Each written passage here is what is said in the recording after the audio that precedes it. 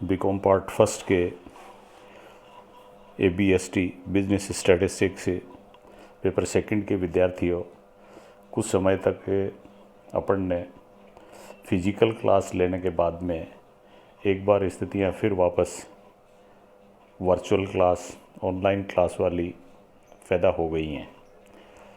तो अब से अपन जब तक अन्य कोई आदेश नहीं हो जाए सरकार से, तब तक ये ऑनलाइन कंटेंट और ऑनलाइन मैटर हम आप लोगों को प्रोवाइड कराते रहेंगे। आप लोगों की ये जिम्मेदारी है कि आप उसको एकदम ध्यान से उसको सुनेंगे और उसके ऊपर मनन करेंगे। मेरा ऐसा मानना है कि उसके बाद में आप लोगों को कोई विशेष दिक्कत नहीं आनी चाहिए। अपन ने इस सत्र की शुरुआत ही ऑनलाइन या वर्चुअल क्लास के रूप में करी और पिछले महीने डेढ़ महीने से उसके बाद में फिज़िकल क्लास अपन लोगों ने लेना शुरू किया और फिज़िकल क्लास में आप लोगों ने काफ़ी काम किया। लास्ट का जो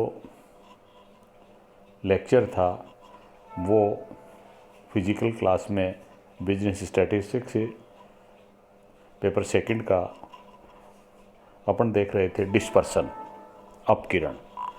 अपकिरण के बारे में आप लोगों को मैंने, जिन्होंने मेरी क्लास ली है, उनको अच्छी तरह से ये क्लियर कर दिया था कि अपकिरण क्या होता है। आप जिन्होंने क्लास नहीं भी ली है वो ये ध्यान रखें कि जो भी चैप्टर पढ़ रहे हैं उसकी थ्योरी देख लें आप अच्छे से, और उसकी क्या उपयोगिता है, वो है क्या, ये कुछ सामान्य बातें हैं। और उसके बाद में कैलकुलेशन की बात आती है, तो कैलकुलेशन और मेजरमेंट स्टैटिस्टिक्स में सांख्यिकीय मापों का अपन करते हैं, वो अपने को इन्होंने विशेष सूत्र दे रखे हैं। तो इसलिए आपको कोई दिक्कत नहीं आनी चाहिए। आप स्टेप बाय स्टेप चलें, पहले उसकी थ्योरी करें और थ्योरी के साथ साथ में आप उसके उदाहरण देख लें। जो भी चैप्टर करें उसके संबंध में आप ये ध्यान रख लें कि वो होता क्या है, किसे कहते हैं, उपयोगिता क्या है, निकालते कैसे हैं। ये इतनी ही बातें हैं। तो इसमें अगर आप लोग रुचि लेके काम करेंगे तो मैं समझता हूँ किसी तरह की परेशानी नहीं आएगी। आप लोगों को ये नहीं सोचना है कि कभी फिजिकल क्लास होती हैं, कभी ऑनलाइन क्लास होती हैं और हमारा तारतम्य नहीं बनता है।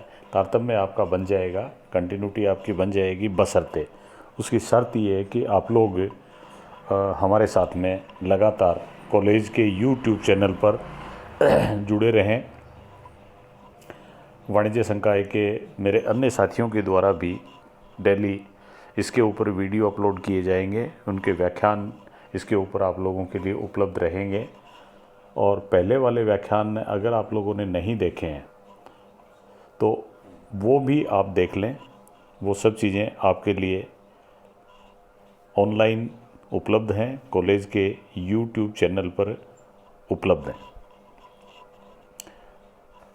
अब अपन आते हैं अपकिरण के ऊपर, और अपकिरण को मापने के संबंध में अपन क्लास में काम कर रहे थे कि अपकिरण को मापें कैसे, मेजरमेंट्स ऑफ डिस्पर्सन। और मापने का जो पहला तरीका बताया वो क्लास में चर्चा कर ली थी, जिसको अपन ने कहा विस्तार, रेंज कहा। और बहुत सरल चीज़ है, आपके पास में जिस भी लेखक की पुस्तक है उसमें अपकिरण वाला चैप्टर निकाल के और उसमें रेंज के बारे में आप लोग देखना शुरू करेंगे तो ये हो ही नहीं सकता कि आपको न आए। आप उसको पढ़ना शुरू करेंगे तो मेरे ख्याल से आप में कॉन्फिडेंस डेवलप होगा और आपको ऐसा लगेगा ये तो हम ही कर सकते हैं। तो अब इसके सूत्र के ऊपर चर्चा अपन ने क्लास में कर ली थी। रेंज होती है हाईएस्ट वैल्यू में से लोवेस्ट वैल्यू घटा दें। श्रेणी में दो वैल्यू आपको मिलेंगी और वैल्यू का मतलब एक्स का कॉलम वैल्यूज, और वैल्यू एक सबसे छोटी होती है, दूसरी सबसे बड़ी होती है।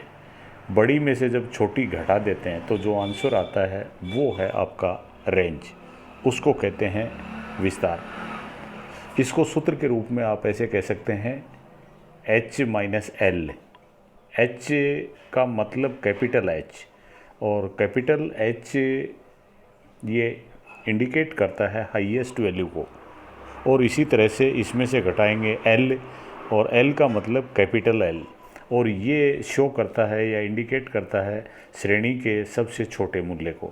तो बड़े मूल्य में से छोटा मूल्य घटा दो, H माइनस एल कर दो, लेकिन दोनों कैपिटल लिखने हैं।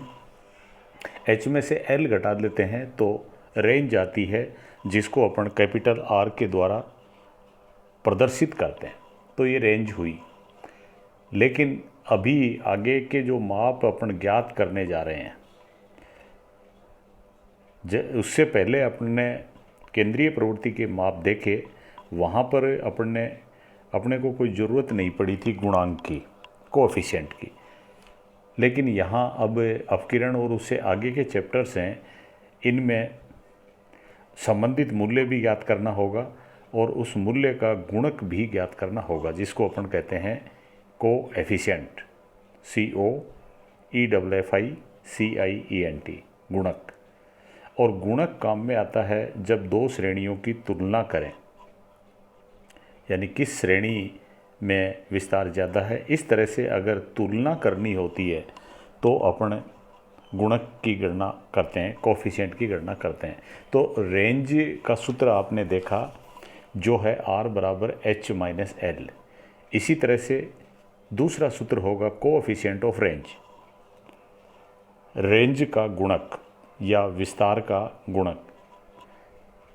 इसका सूत्र होगा H माइनस एल, जो रेंज की गणना में पहले ही अपन ने देख लिया है, H माइनस एल बटे, और नीचे करेंगे H प्लस एल। ऊपर घटाते हैं, नीचे जोड़ते हैं। कोएफिशिएंट ऑफ रेंज बराबर या equal to H minus L divided by या बटे H प्लस एल। तो ऊपर हाईएस्ट वैल्यू में से लोवेस्ट वैल्यू घटाएंगे और नीचे हाईएस्ट और लोवेस्ट जोड़ देंगे, और इस तरह से ऊपर वाले में नीचे का भाग दे देंगे, तो ये गुणक आ जाएगा। ये अपने रेंज देखा है व्यक्तिगत श्रेणी में। आप लोगों को ये पता है कि व्यक्तिगत श्रेणी में केवल वैल्यूज होती हैं, वहाँ फ्रीक्वेंसी नहीं होती। और कॉलम दो अगर अपन बनाएं तो एक कॉलम को सीरियल नंबर नाम वहाँ दे सकते हैं और दूसरा होता है एक्स का, तो वहाँ फ्रीक्वेंसी नहीं होती व्यक्तिगत श्रेणी में। अब श्रेणी चूँकि तीन प्रकार की होती हैं, व्यक्तिगत श्रेणी, खंडी श्रेणी और अखंडी श्रेणी।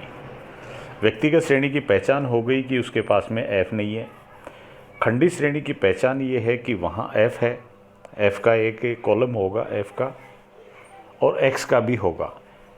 और श्रेणी खंडित है। खंडित है इसका मतलब ये है कि जो मूल्य दे रखे हैं वो एक दूसरे से अलग हैं, जुड़े हुए नहीं हैं। खंडी श्रेणी है, एक मूल्य दूसरे से पूर्ण रूप से अलग है। खंडी श्रेणी में दो कॉलम होंगे, एक मूल्य का, दूसरा आवृत्ति का, वैल्यूज या जिसको अपन लिखते हैं एक्स, एंड फ्रीक्वेंसी जिसको कहेंगे एफ। तो अगर ये खंडी श्रेणी है तो फिर अपन रेंज कैसे निकालें? खंडी श्रेणी में रेंज निकालने के लिए वही तरीका है, वही सूत्र है, और एफ का आपको किसी तरह का कोई ध्यान नहीं रखना है। जो विस्तार की गणना होगी या विस्तार के गुणक की गणना होगी, कोएफिशिएंट की गणना होगी, वो मात्र एक कॉलम के आधार पर ही होगी, और वो कॉलम है वैल्यू का या एक्स का। फ्रीक्वेंसी के कॉलम को काम में नहीं लेना है। तो एक कॉलम के आधार पर करेंगे तो फिर तो सूत्र वही है, H माइनस एल, रेंज हो गई, और कोफिशिएंट के लिए h-l/h+l। तो इसलिए खंडी श्रेणी में भी आपको दिक्कत नहीं आई। अब उसके बाद में तीसरी श्रेणी हो सकती है अखंडी श्रेणी, अखंडित, या जिसको अपन कहते हैं कंटिन्यूस सीरीज, या उसको कह सकते हैं ग्रुप्ड सीरीज, जिसमें ग्रुप बने हुए हैं, जैसे 0 से 10, 10 से 20, 20 से 30, 30 से 40, ये इस तरह के ग्रुप हो सकते हैं अखंडी श्रेणी में। लेकिन अखंडी श्रेणी भी दो तरह की हो सकती है, समावेशी भी हो सकती है, अपवर्जी श्रेणी भी हो सकती है। अगर अपवर्जी दे रखी है, अपवर्जी श्रेणी की पहचान आप लोगों को आती है। अपवर्जी की पहचान ये है कि पहले वर्ग की L2 अगले वर्ग की अपने आप L1 बन जाती है। अगर ऐसा होता है तो उसको कहते हैं अपवर्जी श्रेणी, एक्सक्लूसिव सीरीज। एक्सक्लूसिव की पहचान ये हुई कि पहले वर्ग का L2 और जस्ट अगले वर्ग का वो L1 बन जाएगा। जैसे 0 से 10, 10 L2 है, पहला वर्ग 0 से 10 और दूसरा हो गया 10 से 20। तो पहले वर्ग में तो 10 है L2 और उससे अगले वर्ग में वो बन गया L1। तो इस तरह से पहले वर्ग की L2 अगले वर्ग की L1 अगर बन जाती है तो वो श्रेणी है अपवर्जी श्रेणी। ऐसी श्रेणी में भी आपको विस्तार या रेंज की गणना करने के लिए या गुणक की गणना करने के लिए वही सूत्र है जो पहले अपन ने देखा है, वही रेंज का है और वही कोफिशिएंट का है। वैल्यूज़ में से आपको सबसे छोटी वैल्यू देखनी है और सबसे बड़ी। मान लो कोई वर्ग 0 से 10 से शुरू होता है और लास्ट में 40 से 50 पर ख़त्म होता है, तो लोवेस्ट वैल्यू तो 0 हो गई और हाईएस्ट हो गई 50। तो हाईएस्ट में से लोवेस्ट घटा देंगे तो रेंज आ जाएगी। और इसी तरह से फिर इसका लघु गुणक भी ज्ञात कर देंगे सूत्र के द्वारा। ऊपर घटाते हैं, नीचे जोड़ते हैं। कहने का मतलब ये हुआ कि यहाँ भी फ्रीक्वेंसी की आवश्यकता नहीं पड़ी अपने को, और अपन ने रेंज ज्ञात कर ली और कोफिशिएंट भी ज्ञात कर लिया। ये काम अपन ने किया अपवर्जी श्रेणी में। लेकिन अखंडित श्रेणी अपवर्जी के अलावा समावेशी भी हो सकती है, और समावेशी को अपन कहेंगे इंग्लिश में इंक्लूसिव सीरीज। समावेशी श्रेणी की पहचान ये है कि पहले वर्ग की L2 अगले वर्ग की L1 नहीं बनेगी, ये पहचान है उसकी। समावेशी श्रेणी में जो L1 और L2 पहले वर्ग की हैं वो पहले वर्ग में रहेंगे। दूसरा वर्ग एक अलग मूल्य से शुरू होगा जो पहले वर्ग में नहीं है। तो इस तरह से ऐसी श्रेणी को अपन कहते हैं समावेशी श्रेणी। और अगर समावेशी श्रेणी दे रखी है तो उसको अपवर्जी श्रेणी में बदलते हैं। ये आप लोगों को मेरा बताया हुआ है, बहुत बार क्लास में बताया, बहुत बार ऑनलाइन भी बताया। समावेशी श्रेणी को अपवर्जी में बदलने का तरीका ये है कि पहले वर्ग की L2 और उससे जस्ट अगले वर्ग की L1, इन दोनों का अंतर देख लो और फिर अंतर का आधा कर लो। और अंतर का जो आधा हुआ वो पहले वर्ग से शुरू करेंगे, पहले वर्ग की L1 में से घटा देंगे और L2 में जोड़ देंगे। और ये प्रक्रिया अंत तक चलेगी। हर एक L1 में से अंतर का आधा घटाना और L2 में जोड़ना, और इस तरह से करते हैं तो वो श्रेणी बन जाती है अपवर्जी श्रेणी। जैसे मान लो श्रेणी आपको समावेशी दे रखी है, और वो मैं पढ़ के बताता हूँ आपको। जैसे पहला वर्ग दे रखा 1 से 10 और दूसरा दे दिया 11 से 20, तीसरा दे दिया 21 से 30 और चौथा दे दिया 31 से 40 और फिर 41 से 50। ये इस तरह से ये समावेशी हैं। समावेशी का मतलब एक वर्ग में जो दो मूल्य दे रखे हैं दोनों उसी में शामिल हैं, उसी वर्ग में शामिल हैं। समावेशी को अपवर्जी में कैसे बदलें? बदलने के लिए शुरुआत अपन पहले वर्ग से करते हैं।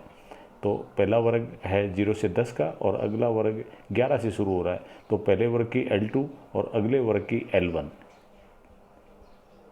10 और 11, 11 और 10 का अंतर 1 आया, अंतर का आधा करेंगे जो 0.5 आया, वो हर एक L1 में घटा दो, L2 में जोड़ दो। पहली L1 है 1, इसमें से घटाएंगे तो आ जाएगा 0.5 और जोड़ेंगे तो 10.5। L1 में से घटा रहे हैं, L2 में जोड़ रहे हैं। इसी तरह से अगले वाला वर्ग है जो था 11 से 20 का, इसमें भी L1 में घटाओ, L2 में जोड़ो, L1 में घटाएंगे 0.5, तो 11 की जगह ये हो जाएगा 10.5, 10.5 से 20.5, और इस तरह से ये श्रेणी आगे तक बनती जाएगी।